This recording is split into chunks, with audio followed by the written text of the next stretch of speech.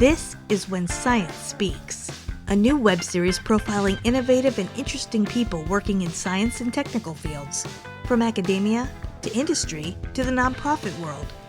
We explore how to be a powerhouse advocate for science and your research, how to advance your career in meaningful ways that make you happy, and how to push back on the ongoing assault on science and other related issues of interest happening in the world. Well, hey everyone, this is Mark Bayer, and thanks so much for tuning into this episode of When Science Speaks. Today's episode is brought to you by Bayer Strategic Consulting in Washington, D.C., which helps scientists and engineers learn insider skills and techniques for getting funding, gaining influence, and building relationships with their most important stakeholders. It is so fantastic to have Jen Jortner Cassidy on the show today. Jen is a lifelong learning expert, passionate about learning as a transformative experience. In her current role with LinkedIn, Jen works with leading companies, universities, and government agencies to ensure they get the most out of having access to LinkedIn. Jen's superpower is helping people to learn even when they think they can't. She's recently begun training in mindfulness studies, and each month she shares a short video showcasing what she's learning with her team at #VirtualCourseClub. So I encourage everyone to check that out. Jen is currently the Senior Customer Success Manager at LinkedIn Learning and also a Conscious Business Facilitator, which is a role that helps participants who are taking part in workshops and meetings focus on finding their passion and expressing their essential values through their work.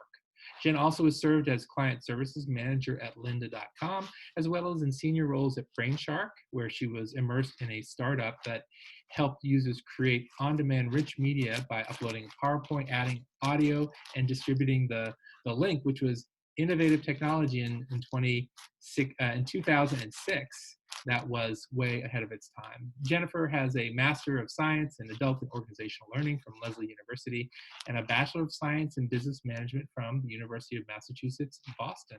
Welcome to the show, Jen. Thank you so much, Mark. It's great to be here. Now, you've been passionate about and you've built deep expertise in lifelong learning before it was really kind of a thing, a buzzword out there. What sparked your interest in this area? So I think what it comes down to is, and I love how you use the term superpower, learning is power. I will admit that throughout my academic career, going back as far as I can remember, I really struggled. Learning is not something that comes easy to me. And I think that gave me a recognition that individuals learn in different ways and that you have to meet them where they are. But one of the things that's been pretty common throughout my life is that whenever there was an opportunity to help someone learn, I always kind of raised my hand, and that would happen organically. So when I was in junior high, I was very much into music at the time, kind of your typical early 90s band geek, so to speak. And I would always kind of raise my hand to help the younger students with their instruments, going back to my elementary school to help. As I got into the working world, when I was 16, working in retail, working in restaurants, I always kind of raised my hand to help the new person get on board. And then as I got into my post-undergrad career, again, I was always just interested, whatever professional context I was working in kind of stepping up to train others, which led to a more formal role within learning and development, and really led me to get my to formalize my education and get my master's degree, which by the way, I'm sorry, I should have caught this, but it's actually from Suffolk University in Boston. My mindfulness certificate's from Lesley University. Okay. Just want to give credit where credit's due for my own learning and education. Absolutely. Thanks for that. Really interesting. And I want to ask you about what you view as the benefits of lifelong learning. I mean, of course, you're adding new knowledge, you're adding a skill maybe to your repertoire.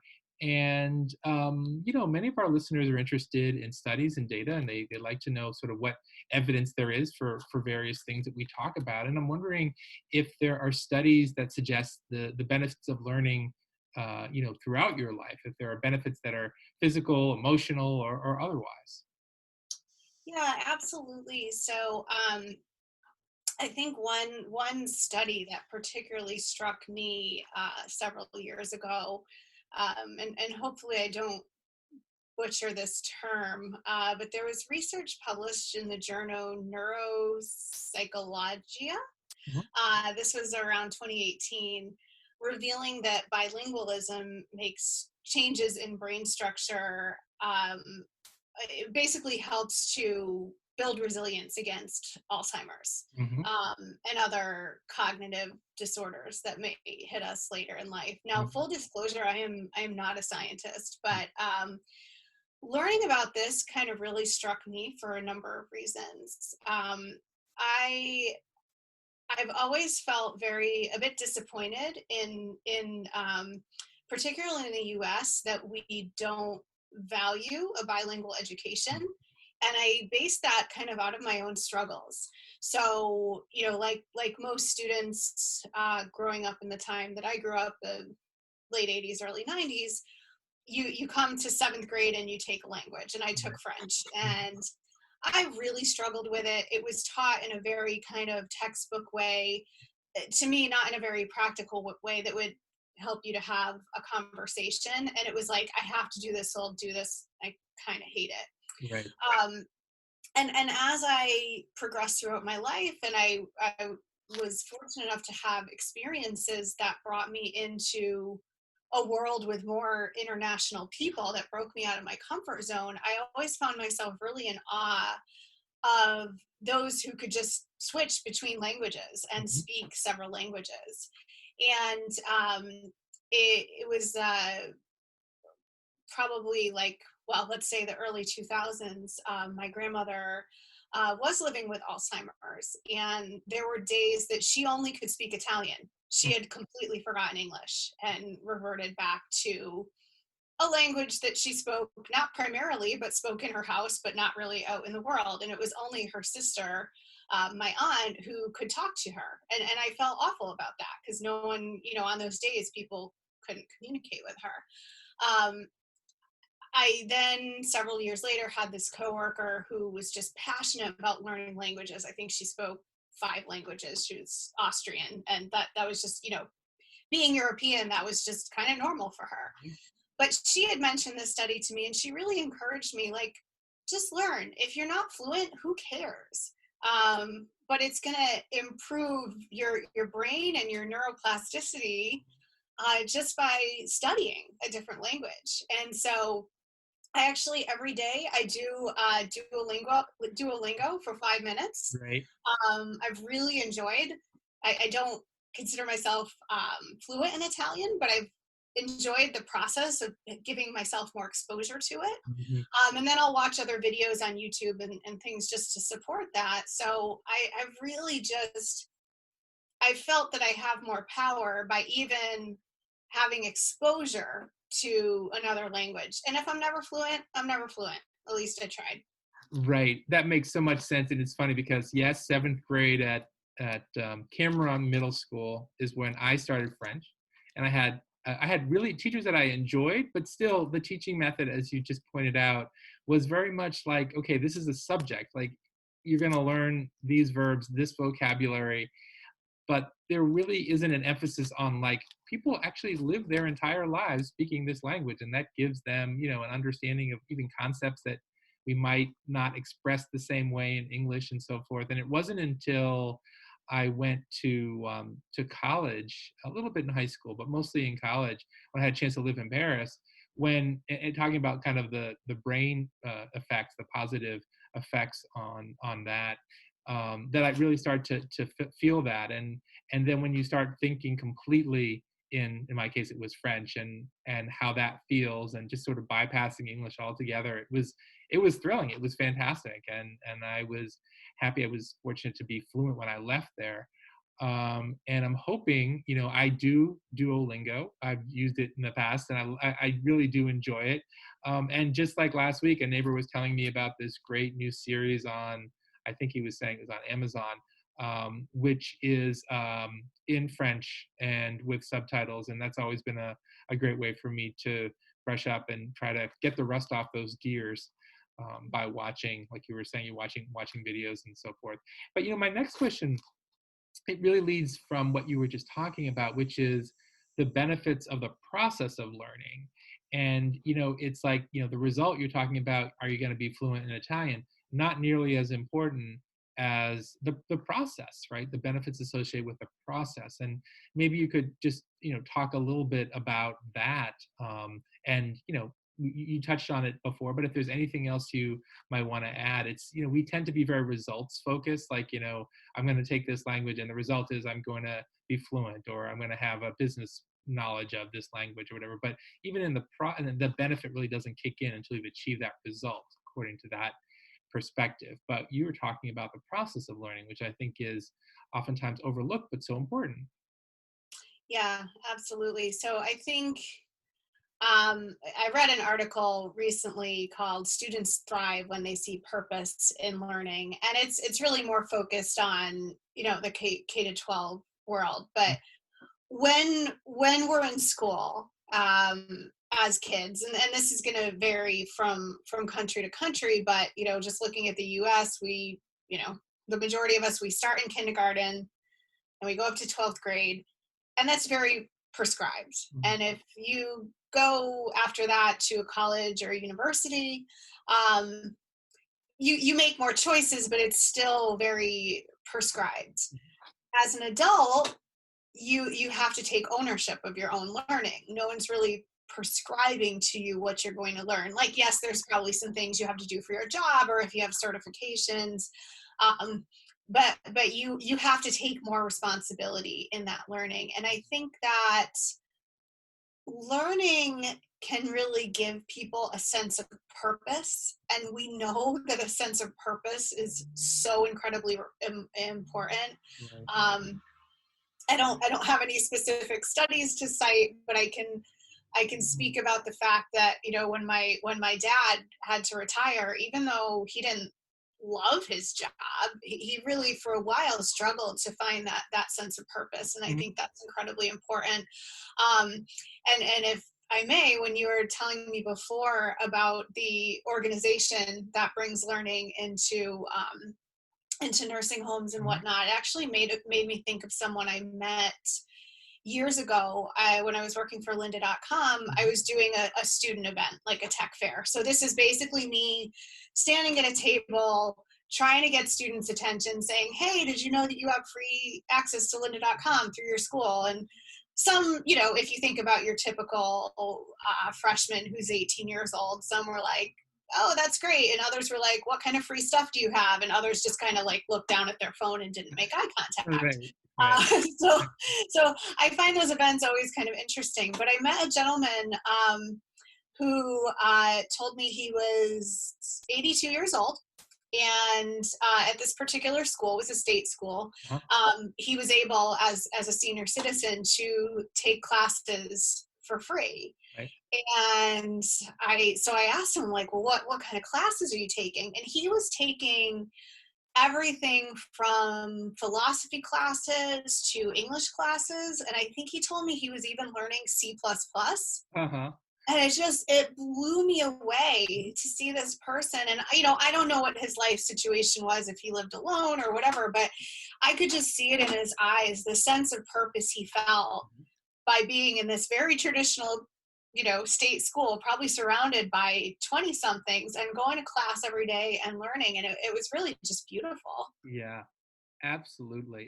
He sounds a bit like my grandfather, who was always learning new things well into his 80s. That is a really inspiring story, really interesting. And I want to ask you, because you mentioned mindfulness, and I know that you've been doing some interesting work there. What can you tell us about what you're doing, what you're learning, why you decided to focus on mindfulness? Yeah, so I would, reflecting back on my life, consider myself to be someone who's always meditated, but I didn't know what I was doing. So I think, quite honestly, a lot of my academic struggles through my life, I look and I wonder, if I had been born 10 years later, would I have been diagnosed with some sort of attention issues? And again, I'm not a doctor, I don't know. But I feel that just kind of based on what I've observed in the world, that might have been the case. So I had a really hard time focusing and concentrating. I remember being 6 years old, and at the start of the day in first grade, we had to write 10 sentences on a piece of paper. They were on the board, we had to write them down. And when we finished, we could go have like whatever time remained to play. Mhm. I would sit there and sit there and sit there. All the other kids would be done, and I would sit there, and I couldn't get it done. And then my parents went to the parent teacher conference and got kind of well, she's lazy, she's not applying herself, blah, blah, blah. And I got that lecture, and I really set my mind to getting my 10 sentences done. And the first day that I did it, everyone was like, oh my God, like, look at Jen. She's playing with the rest of us. Like no one could believe it. And what I found is as I, and this was a little harder to do in the context of being at school at that age, but I would spend a lot of time just doing nothing. And as I went on to college, when I was an undergrad, my freshman year, I really, really, really struggled. I had a hard time with the whole dorm life and the distractions and the parties and, being an only child, I wasn't used to being with other people in that context. And my freshman year, I finished with a 1.7. I mean, really did not do well. And as I went on, I would kind of hide. I would hide in the stacks of the library where it was quiet, and I would just do nothing. And then as I got into my adult life and I was living with my now husband, like he would come home from work and I would just be lying on the couch doing nothing. And he'd ask me, like, what are you doing? I would say nothing. He would say, well, do you want the TV on? Do you want the radio? I'm like, no, I'm doing nothing. Like, just leave me be. Let me do nothing. And it wasn't until years later I kind of started to ask, like, am I meditating? Is that what this is? And everyone I think has a different definition for mindfulness or meditation, but for me, it's about disconnecting from stimulation so that there's room to think. And I had visited a client of mine. This was around 2015, 2016, right after LinkedIn had acquired lynda.com. And it was a particularly discouraging client visit. The people in the room were not really engaged in the idea of learning. The organization was one that was very traditional and everything was prescribed. And it's like, well, we can't learn on work time. And oh no, what if people take a course on Lynda of guitar playing when they should be taking Excel? And more modern organizations are like, who cares? Like, that's fine as long as people get their work done. Right. And I started I don't know what clicked for me. I was sitting in a coffee shop in New York City after that, just kind of feeling down, just kind of reflecting on what I could have done better. And I started Googling mindfulness and learning. I was like, how do I connect these two? Like knowing that had helped me. And then, as I mentioned, Lynda had just been acquired by LinkedIn, and LinkedIn has a really generous tuition reimbursement program. And I found this program at Lesley University, which is a master's in mindfulness studies. And I was like, no way, like that's something that exists. And so I ended up enrolling in the certificate. I wasn't in the headspace at that point to do another master's, but I still wanted to get the learning. And so now I'm just trying to take the knowledge and the background that I have in adult learning and marry it to the knowledge I've gained in mindfulness studies, which I mean could take a lifetime. It's a work in progress. I love that story, Jen. Thank you for sharing that, those experiences. I know listeners, can empathize with that, probably experience some of that, and the way you explained it was just so clear. So thank you for sharing that. Really important. And being able to disconnect and do that, particularly now when there are so many distractions normally, and we're facing all these other challenges. So thanks for sharing that, really as a resource too for others. So because we're in this situation where many of us are going to have to learn remotely because of the COVID-19 pandemic. And I'm wondering, you've worked from home, you've taught from home for many years, and I'd love to get your perspective on how you think this continued need to learn remotely will impact learning now and also into the future? Yeah, I love that question. So, I've always been a big proponent of blended learning. Mhm. And again, that people define that in different ways, but at its core, it's some degree of self study combined with some degree of human interaction. Um, One of the things I miss so much about, my work prior to COVID is I spent a lot of time face to face with people. Mhm. I'm mostly working with universities at this point, and I would go from campus to campus, kind of, doing my work. Um, and so I do miss that. I don't miss spending my life in airports. That's been kind of a Right. silver lining, but I do miss that component.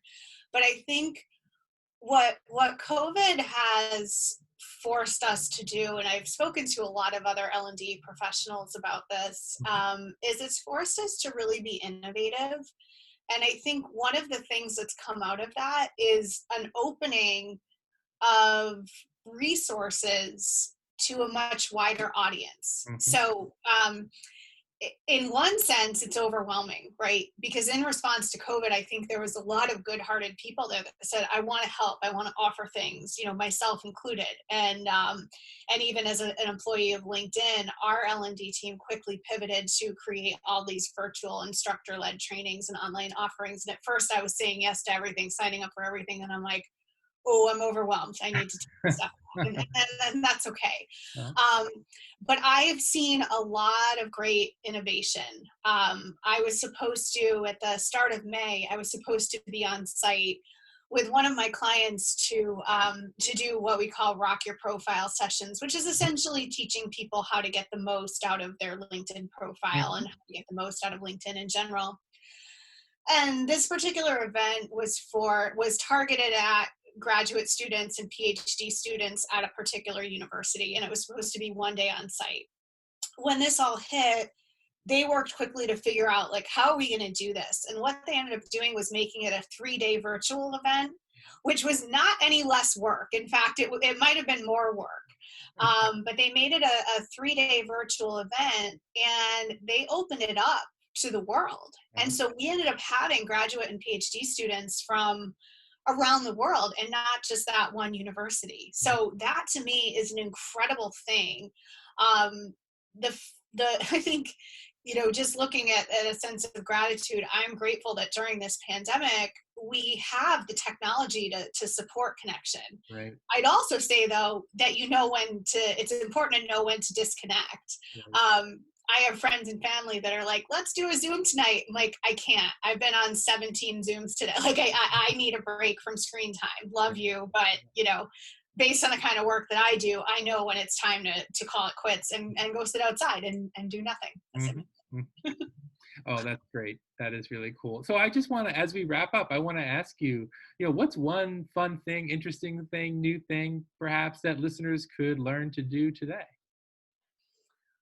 I mean, it's so limitless. I mean, obviously I'm biased towards LinkedIn Learning, and there's so much great stuff there. Mhm. I've heard a lot about masterclass. As I mentioned, I'm also a huge fan of Duolingo. I Uh-huh. mean, it's really limitless. I think, one of the things I would always say is set aside time in your day for learning. Mhm. So one of the things I do on my calendar is I have an all day event that shows as free time. So, I know most of us have to schedule things with shared calendars and companies. So it's just free time. But at the start of each day, I drag that "what can I learn today" calendar entry down to an open spot in my calendar, so that I'm giving myself the opportunity to learn. Now, some days that's a full 30 minutes of really intently studying something. Other days it's like, I have 2 minutes. This is where I'm going to do my Duolingo, and that's really all the time I have for today. So I think giving people that space is really important. But for me in particular this week, what's really present, in light of the world events that we can't ignore, I think the most important skill that we can all learn this week is really to listen. Um, I found myself feeling, there's a certain, I think, cultural influence of my family that has always taught me that to just like, if you don't have something nice to say, don't say anything at all, right? But I think it creates this fear of like, what if I say the wrong thing? So it's better to say nothing. And I'm really trying to shift that personally, where I'm looking to start dialogues with people who have had different experiences than me, who I know via like very much disagree with my world and political views.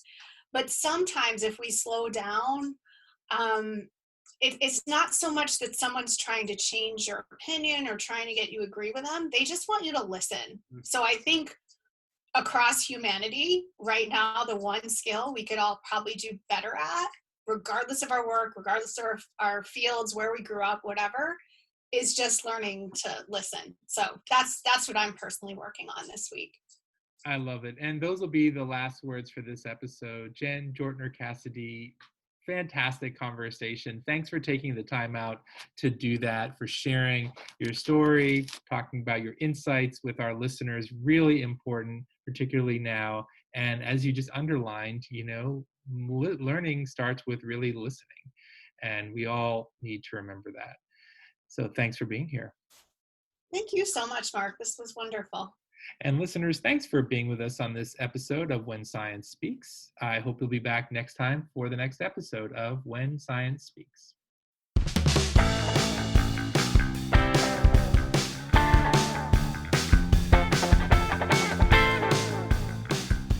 This is When Science Speaks, a new web series profiling innovative and interesting people working in science and technical fields, from academia to industry to the nonprofit world. We explore how to be a powerhouse advocate for science and your research, how to advance your career in meaningful ways that make you happy, and how to push back on the ongoing assault on science and other related issues of interest happening in the world.